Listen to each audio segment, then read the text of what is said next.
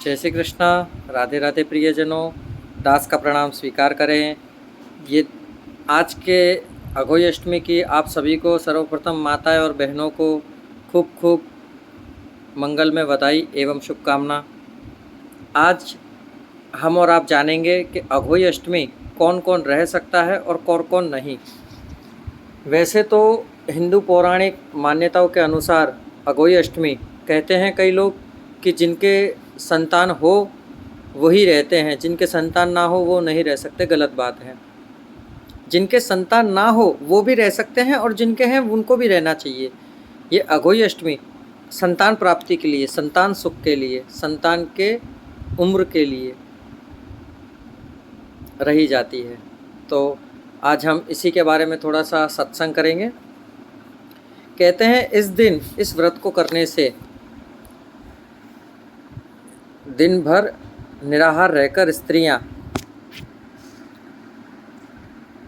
रहती हैं। रात्रि में चंद्रोदय होने के बाद दीवार पर बनी हुई अहोई माता के चित्र के सामने एक लोटे में जल भरकर रख दें।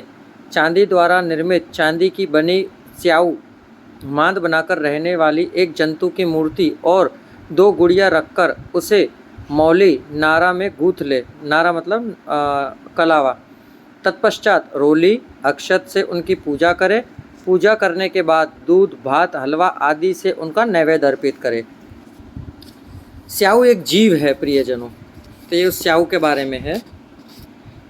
तदंतर पहले रखे जलपात्र से चंद्रमा को अर्घदान करें। इसके अनंतर हाथ में गेहूं के 7 दाने रखकर अहोई स्याऊ माता की कथा सुने। कथा श्रवण करने के बाद नारे में पिरोई गई अहोई माता को गले में धारण करके रखें। फिर जब इसे उतारना हो तब कोई शुभ तिथि, शुभ वार, ऐसी सब चीज़ देखकर ही इन्हें अपने गले से आप उतार सकते हैं।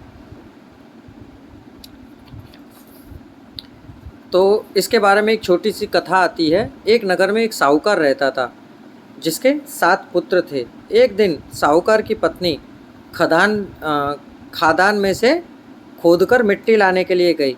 ज्यों ही उसने मिट्टी खोदना प्रारंभ किया तो उसमें एक स्याऊ का बिल था और उस बिल के अंदर उसके बच्चे थे।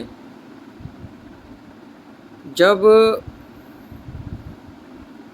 उसने स्याऊ खोदा तो खोदने के अनजाने में ही सही उसने खोदा ना जैसे, तो उसमें उसके बच्चे मर गए।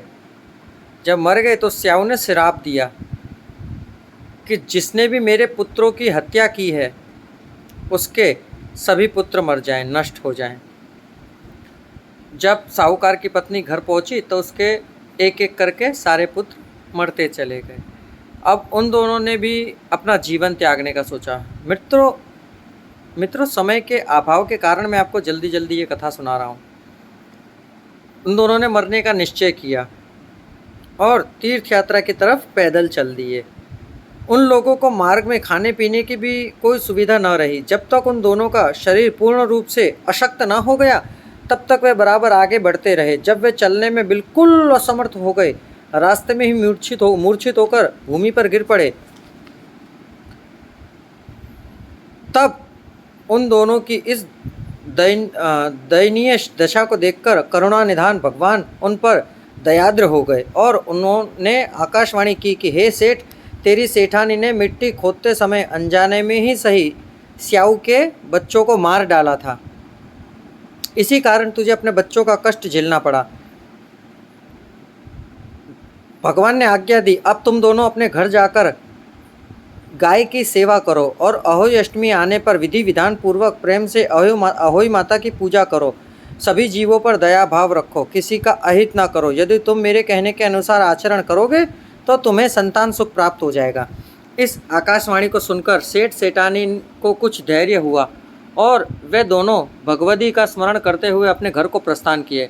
घर पहुंचकर उन दोनों ने आकाशवाणी के अनुसार कार्य करना प्रारंभ कर दिया। इसके साथ ही ईर्ष्या द्वेष की भावना से रहित होकर सभी प्राणियों पर करुणा का भाव रखना प्रारंभ कर दिया, जिससे उन्हें संतान प्राप्त हुई। तो प्रियजनों, ये थी अहोई अष्टमी की कथा। कल फिर एक नई कथा के साथ आपके सामने उपस्थित होंगे। दास को आज्ञा दीजिए। जय श्री कृष्णा, राधे राधे।